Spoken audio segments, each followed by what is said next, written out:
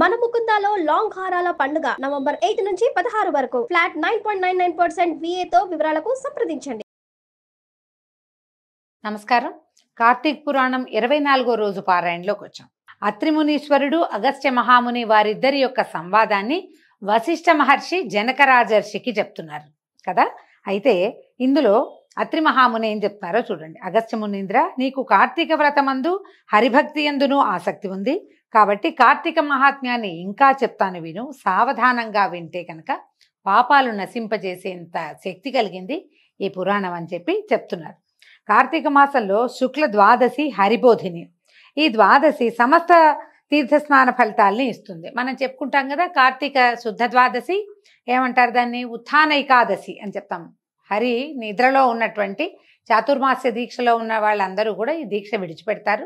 4 నెలల నుంచి యోగ నిద్రలో ఉన్నటువంటి పురుషోత్తముడు ఈ రోజున లక్ష్మీ సహితంగా పాలకడల్లో నిద్రలో నుంచి లేచి వస్తాడు. ఆ ఏకాదశి వెళ్ళిపోతూ ద్వాదశి వస్తూ ఉన్నటువంటి ఘడియల్లో అన్నమాట. హరిబోధిని ఏకాదశి, ఉత్థాన ఏకాదశి, ఇట్లాంటి రకరకాల పేర్లతో చెప్తారు. ఈ మర్నాటిని కూడా హరిబోధిని ద్వాదశిగానే, ఎందుకంటే ద్వాదశి నాడు దర్శనమిచ్చాడు స్వామి. ఏకాదశి నాడు లేచి ద్వాదశి నాడు కనపడ్డాడనమాట. కాబట్టి ఈ ద్వాదశి పరమ పవిత్రమైనది, సమస్త తీర్థ స్నానము ఫలితము ఇస్తుంది ఇది. అందుకని మనం ఏం చేస్తాం, తులసి ధాత్రి కళ్యాణాలు అవి చేసుకున్నాం కదా మొన్న. దాని గురించి చెప్తూ సమస్త యజ్ఞాలు చేసిన ఫలితాన్ని కూడా ఈ బోధన ఏకాదశి ఇస్తుంది. ఇది కాక ఈ ద్వాదశి ఏకాదశి కూడా ఈ ద్వాదశి హరి యందును ఏకాదశి యందును భక్తిని పెంపొందిస్తుంది. ఈ రకంగా ద్వాదశి హరికి అత్యంత ప్రియమైనది. ద్వాదశి సూర్యచంద్ర గ్రహణముల కంటే అధికము, ఏకాదశి కంటే 100 రెట్లు ఎక్కువ సమస్త పుణ్యాన్ని ఇస్తుంది. ద్వాదశి నాడు చేసిన పుణ్యం 1,000,000 రెట్లు అవుతుందట. ద్వాదశి పుణ్యం దినం కనుక కొంచెంగా ఉన్నా కూడా పారణకి ఉపయోగించాలి, కానీ ద్వాదశిని విడిచి పారణ చేయకూడదు. అంటే ఏకాదశి నాడు తినరు, ద్వాదశి వెళ్ళాక కూడా తినకూడదు, ద్వాదశి ఎందే తినాలి, విడవకూడదు ద్వాదశిని, అది నియమం. ఇతర నియమాలన్నీ విడిచి ద్వాదశి స్వల్పకాలమందు కొంచెమే ఉన్నా చివరికి అయిపోయినా కూడా పారణ చేయాలి. కానీ పుణ్యము కోరేవారు ద్వాదశిని విడవరాదు. ఏకాదశి నాడు ఉపవాసం చేసి మర్నాడు ద్వాదశి కాలము అతిక్రమించక పారణ చేయవలను. ఇలాంటివి విన్నప్పుడు మనకు అనిపిస్తుంది, ఎందుకండి తెల్లవారగానే ద్వాదశి ఉంటే సూర్యోదయం అవ్వగానే కాస్త స్నానం పానం చేసేసి ఓమోం అనేసుకుని చటుక్కుని వంట చేసుకుని 9 అయ్యేసరికి అన్నం తినేస్తే సరిపోతుంది కదా అని ఇది అనిపిస్తుంది. ఈ రాజుల కాలంలో వీళ్ళ విధానం ఏమిటి, వీళ్ళు వచ్చిన బ్రాహ్మణులందరినీ గౌరవించాలి, దేవాలయ దర్శనం చేయాలి, యజ్ఞం చేయాలి, హోమం చేయాలి, తర్వాత ఏమో దానాదులు చేయాలి, దానాలు ఎన్నో అభిషేకం చేయాలి. ఇవన్నీ అయ్యి ద్వాదశి ముగిసే లోపల తెల్లవారగానే ద్వాదశి రాగానే చటుక్కుని వంట చేసుకుని భోజనం చేసే అవకాశం ఆ కాలంలో వాళ్ళకి లేదు. ఈ క్రియలన్నీ దానములు ధర్మాలు దీపదానాలు ఇవన్నీ అయ్యేసరికి చివరికి ద్వాదశి చివరి వరకు లాగేది అది. ఆ చివరి ద్వాదశి ఘడియలు అతిక్రమించబోతున్నాయి, పారణ చేసేయండి అంటే అప్పుడు కూర్చొని చకచకా భోజనం చేసేవారు.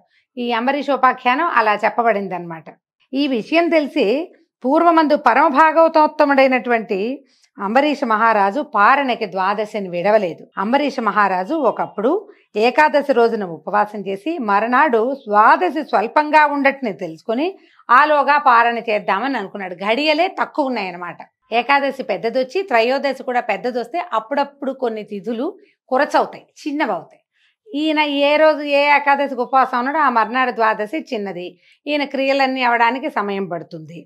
తర్వాత ఏమైంది, ఇంతలో ఏమైంది, దూర్వాస మహామునిచ్చి ఇక్కడికి ఆతిథ్యం మిషతోటి భోజనాన్ని యాచించాడు. అంబరీషుడు సరేనని, ద్వాదశి పారణ చేస్తున్నాను మహానుభావ, తమరు కూడా వచ్చి ద్వాదశి పారణ చేయండి నాతో పాటు అని చెప్పాడు. ఈయనేం చేశాడు, సరే ద్వాదశి పారణకు వస్తాను అని చెప్పి అనుష్ఠానం కోసం నదీ తీరానికి వెళ్ళిపోయాడు. ఆనాడు ద్వాదశి తిథి అతి స్వల్పంగా ఉంది, దూర్వాసుడు సమయానికి రాలేదు, ద్వాదశి పోతోంది. ఇలాంటి ఒక సంకటంలో ఇరుక్కున్నాడు అంబరీషుడు. హరిభక్తుడైన అంబరీషుడు ఇట్లా విచారించాడట, బ్రాహ్మణుడు అందులోనూ మునీశ్వరుడు భోజనానికి అంగీకరించబడి ఉన్నాడు, కానీ ఇప్పటికీ రాలేదు, ద్వాదశేమో వెళ్ళిపోతోంది, ద్వాదశోల్లంఘనమే దోషము, గృహస్థునకు బ్రాహ్మణుని కన్నా ముందు భోజనం చేయకూడదు. ఆయన ఎవరినైనా రమ్మన్నప్పుడు మనం కూడా చూడండి, చుట్టాలు ఎవరైనా ఉన్నా వాళ్ళని భోజనానికి పిలిచినా వాళ్ళు వచ్చే లోపల మనం తినము, మర్యాద కాదు కదా. అయితే ఇప్పుడు చేయకూడదు, బ్రాహ్మణుడి కంటే ముందు కనుక నేను భుజించానా కోపించి అగ్నితో సమానుడై శాపాన్ని ఇస్తాడు, ఇప్పుడు ఏ విధంగా నాకు కుశలం కలగదు. ఎలాగూ రిస్కే ఇది.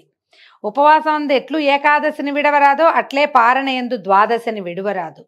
ద్వాదశిని విడిచిన ఎడల హరిభక్తిని విడిచిన వాడగును.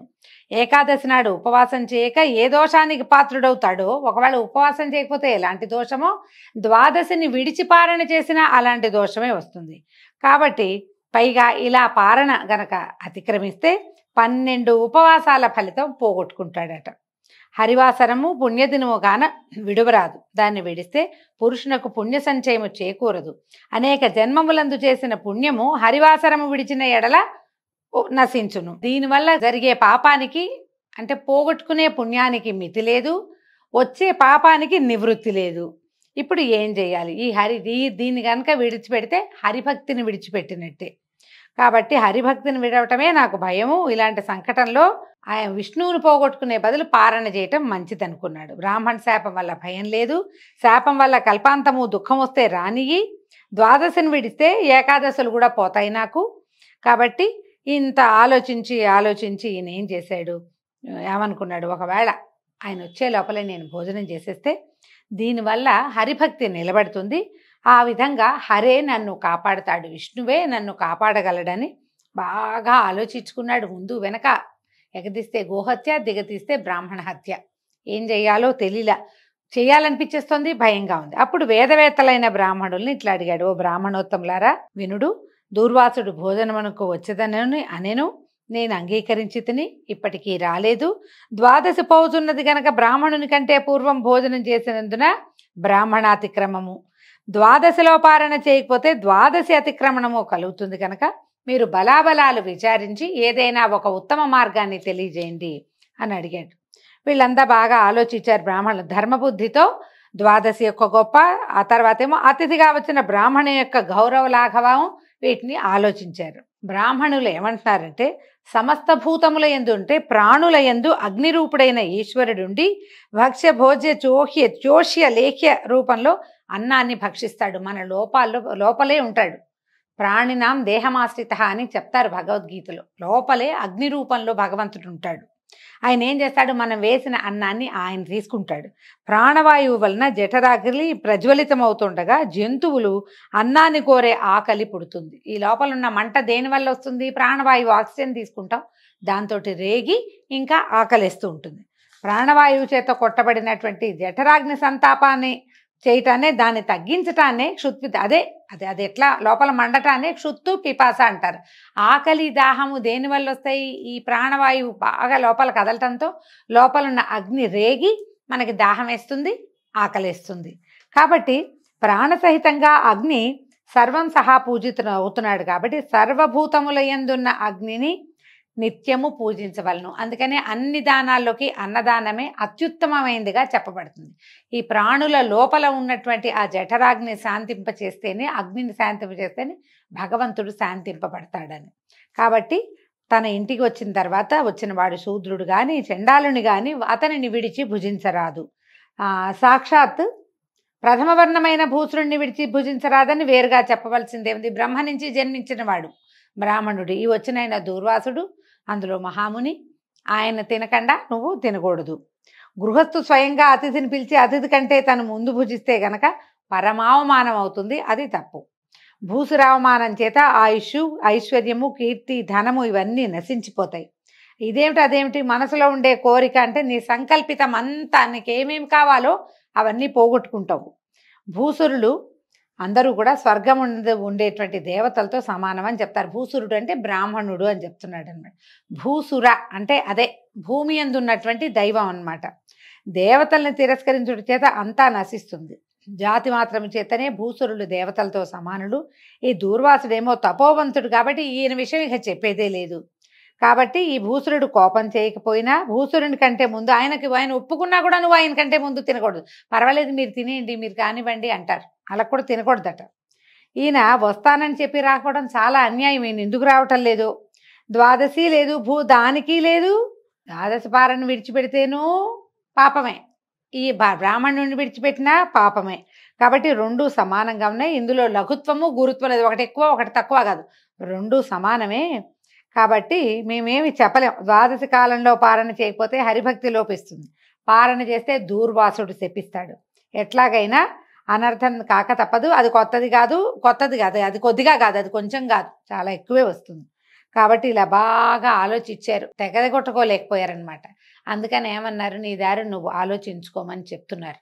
ఆ చెప్పటం రేపు ఎంత వివరంగా చెప్పారో రేపు ఉదయం విందామండి. దీంతో 24వ అధ్యాయం పూర్తయింది. రేపు ఉదయం 25వ అధ్యాయంలో మళ్ళీ కలుసుకుందాం. నమస్కారం.